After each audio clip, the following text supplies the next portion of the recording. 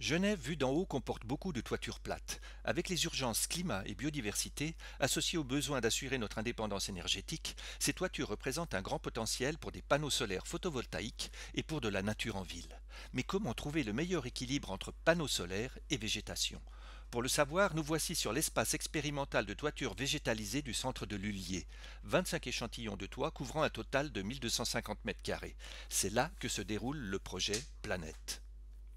L'objectif du projet Planète, donc on dit en partenariat avec les SIG, c'est de répondre aux enjeux actuels en termes de production énergétique, microclimatique et biodiversitaire. Et pour cela, on va tester différentes possibilités d'aménagement des toitures avec des panneaux solaires et de la végétalisation. Un toit plat en béton comporte généralement une simple couche de gravier qui sert à protéger l'étanchéité du toit. On peut y poser sans autre des panneaux solaires photovoltaïques. Mais lorsqu'on veut végétaliser un toit, il faut notamment remplacer le gravier par un mélange de substrats comportant de la matière organique. En fonction de la charge que supporte la dalle du toit, on peut y mettre une couche plus ou moins épaisse. Plus la couche de substrat est épaisse, plus facile est la vie des plantes, mais il ne faut pas non plus que leurs racines menacent l'étanchéité du toit. On voit ici trois échantillons de toit avec des couches de substrat différentes. À gauche, la couche la plus épaisse permet une végétation de type prairie, tandis que la couche mince tout à droite ne permet qu'une association de mousse typique d'un milieu sec et maigre.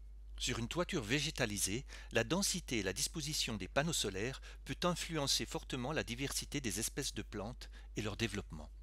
Alors pour mesurer l'effet évidemment sur le microclimat des panneaux et de la végétation, il y a un suivi en continu de la production des panneaux et puis des stations météorologiques microclimatiques qui ont été disposées au niveau du sol et qui suivent en continu la température, l'humidité du sol et la vitesse du vent.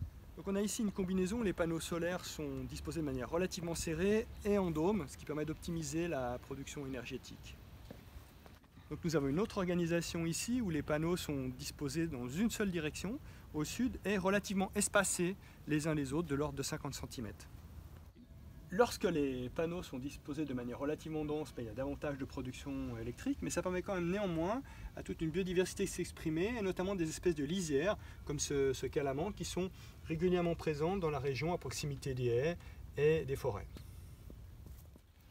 Lorsque les panneaux sont espacés, on a globalement moins de production électrique, mais cela permet à différents cortèges végétaux de s'exprimer, puisqu'on a une grande diversité de végétaux en plein soleil, qui bénéficient ici des pluies automnales pour relancer leur activité. On a des zones de lisière à l'interface avec le panneau qui permettent le maintien de l'activité des végétaux durant toute la saison.